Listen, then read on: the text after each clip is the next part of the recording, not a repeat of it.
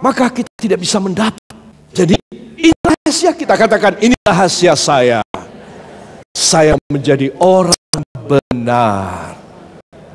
Amin. Apakah orang benar? Apakah seorang yang tidak pernah berbuat salah dan dosa? Itu tidak mungkin. Ya, Tuhan sendiri mengatakan tidak ada satu orang pun yang tidak jatuh dalam dosa. Semuanya sudah hilang kemuliaan Allah. Itu sebab saudara pakai ini sebagai alasan. Tuhan kan semua orang berbuat dosa.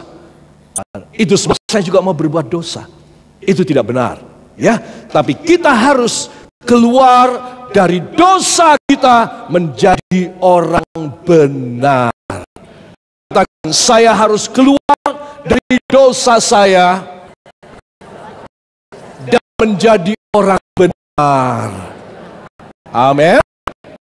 Coba kurangi keduniawian, tinggalkan dosa. Seberapa engkau kuat, tinggalkan dosa, tinggalkan keduniawian, supaya Tuhan akan banyak memberi dalam hidup saudara. Kasih kemurahannya yang luar biasa, saudara bisa menerima dalam hidup saudara. Katakan luar biasa. Terima kasih. Kemudian tadi kita melihat saudara dalam ayat yang kedua, apa maksud pandangan mata Tuhan kepada orang benar itu maksudnya apa? Ya saudara, ada sebuah ayat dalam kitab suci dalam 2 Tawarikh pasal yang ke-16 ayat yang ke-9a. Mari kita akan baca. 1, 2. Karena mata Tuhan menjelajah seluruh bumi untuk melimpahkan kekuatannya kepada mereka yang bersungguh-sungguh hati terhadap Dia. Karena mata Tuhan, saudara, menjelajah seluruh bumi. Menurut saudara ngapain? Bila saudara melihat mercusuar, ya, lighthouse di tepi pantai atau barangkali di tengah-tengah di pulau-pulau atol, karang atol, itu ada satu mercusuar, ya, saudara. Lampunya selalu keliling. Ya. Itu jam berapa di kawasan sana mulai gelap, dia selalu keliling. Ya, sekarang mulai pakai LED, ya, LED. Ya, jadi terang sekali. Saudara, supaya apa? Supaya kapal-kapal, perahu-perahu tahu di sini ini bahaya ini. Jangan kau tabrak aja, bisa hancur. Saudara, itu sebab itu selalu berkeliling, dia punya sinar 360 derajat. Saudara, mata Tuhan menjelajah seluruh muka bumi untuk melihat siapa orang yang berkenan kepadanya. Oh, dia masih cari, ya saudara, orang-orang benar baru. Siapa? Ya, newcomers in the truthness of His word. Siapa yang menjadi pendatang-pendatang baru dalam kebenaran firman? Dia mencari seluruh muka bumi. Supaya apa? Kepada orang-orang newcomers ini, orang-orang baru yang mau masuk dalam kebenarannya, Dia mencurahkan kekuatannya, melimpahkan kekuatannya. Katakan, Dia melimpahkan kekuatannya. Bila saya hidup dalam kebenaran. Luar biasa loh saudara. Modalnya apa sih? Coba bersungguh hati kepadanya. Katakan, modal saya cuma bersungguh hati saja, maka Dia akan segera melimpahkan kekuatannya, berkatnya, kesembuhannya, kebahagiaannya, pembukaan jalannya, pengampunannya dalam hidup saya. Amin. Saudara harus bersungguh hati. Itu sebab Anda dan saya, katakan, saya harus fokus kepada Tuhan Yesus. Saya harus hidup dekat dengan Dia. Sangat menyenangkan. Agar hidup saya bisa enjoy saja. Amin. Ya. Beri tepuk. Saya harus fokus kepada Tuhan Yesus. Saya harus hidup dekat dengan Dia. Sangat menyenangkan. Agar hidup saya bisa enjoy saja. Amin. Ya. Beri tepuk tangan yang baik bagi Dia. Para kekasih, perhatikan, agar bisa enjoy aja, urutannya harus benar. Jadi sistematikanya, urutannya, nomor 1 itu harus apa, nomor 2 apa itu harus benar. Ya, perhatikan. Semua katakan, saya harus jadi orang benar. Ini adalah nomor 1. Jadi tidak ada lagi yang nomor 1 ya. Sudah. Nah, orang benar membuat mata Allah akan mensuplai kebutuhan dan menyalurkan kekuatannya yang limpah. 2 Tawarikh pasal 16:9 tadi. Sudah. Orang benar Tuhan mensuplai. 1 Korintus 3 ayat yang ke-12 tadi. Tuhan mensuplai kebutuhan dia. Dan orang benar menerima sorot mata Tuhan yang melimpahkan kekuatan kepadanya. Amin.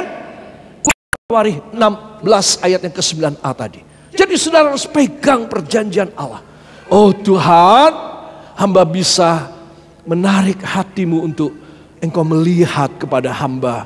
Kalau hamba hidup benar, maka semua kebutuhan hamba akan kau jamin.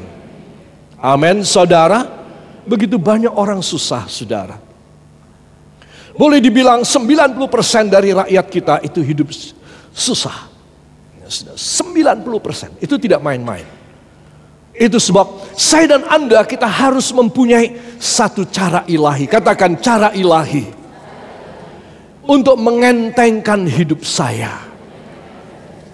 Amin. Itu sebab hiduplah benar. Cari uang yang benar.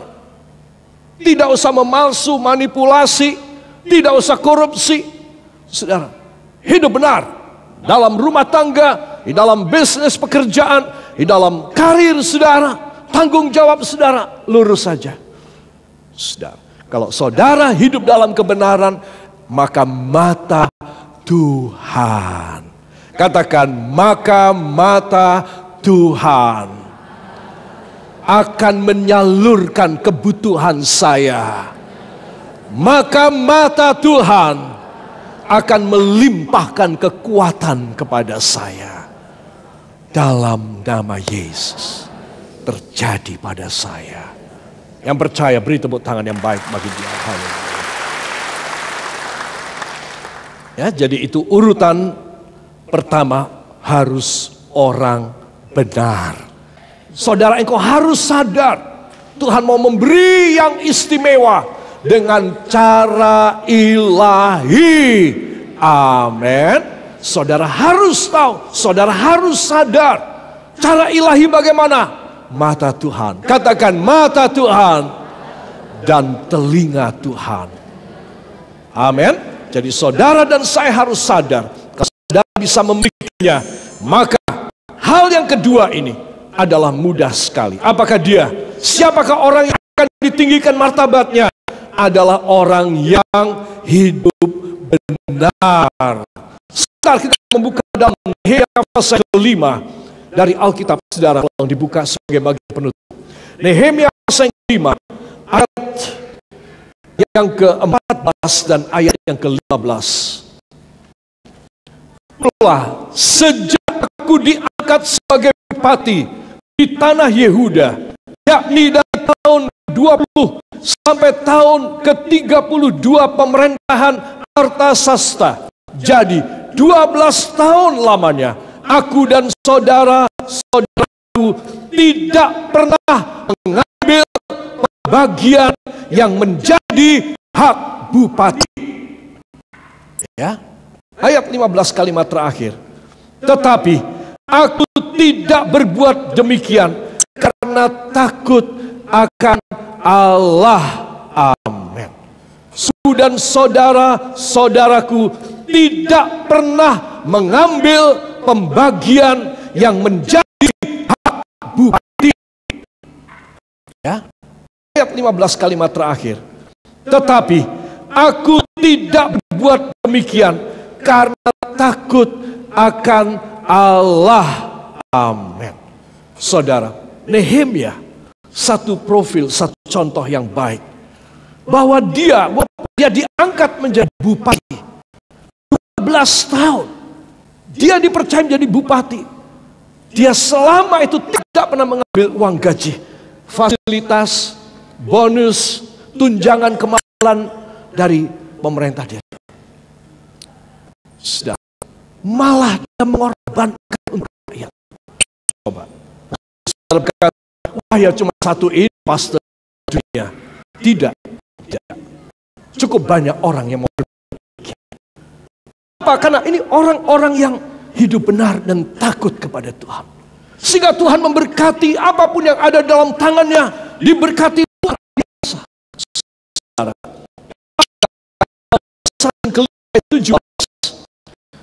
Sampai dengan dia menceritakan berapa banyak di dalam satu hari dia harus memberi makan dia punya karyawan yang semuanya menjadi abdi rakyat. Ya, saudara, kalau saudara mau sebagai anggota DPR RI, kepala daerah, engkau harus baca ayat ini supaya engkau menjadi pembantu dan pelayan masyarakat yang baik dan bukan sebaliknya. Saudara, apa yang terjadi di dalam pasal ini? Saudara, disebutkan bahwa Tuhan memberkati dia dengan cara yang ajaib. Saudara, katakan, saya akan diberkati dengan cara yang ajaib. Bila saja saya hidup benar. Kalau saudara membaca, saudara, semua yang ada menjadi kebutuhan dia, yang menjadi kos biaya dari hidupnya dan pemerintahannya di daerahnya itu, Tuhan memberi luar biasa kepada dia. Itu sebab kalau saudara berkata, saya tidak mungkin hidup benar, Pak Gembala, karena semua lingkungan saya macam begini. Tidak, saya tidak percaya engkau bisa hidup benar. Saudara, sekarang masalahnya mau apa tidak? Kalau saudara mau, katakan, bila saya mau, Tuhan menyorotkan kekuatan saya yang berlimpah-limpah. Doa saya dikabulkan, maka saya mempunyai martabat tinggi. Itu sebab siapa yang mau hidup dalam kebenaran, angkat tangannya, pejamkan mata, katakan bersama hambanya, Tuhan Yesus, mulai saat ini hidup saya hanya tergantung pada kemurahan-Mu. Dalam nama Yesus, biarlah mata Tuhan dan telinga Tuhan fokus kepada hamba, memberi kemuliaan, martabat tinggi, membelain dalam hidup hamba, seumur hidup hamba, anak keturunan hamba, dalam nama Yesus terjadi pada hamba. Ucapkan terima kasih semuanya. Terima kasih Bapa, terima kasih Yesus, terima kasih Roh Kudus.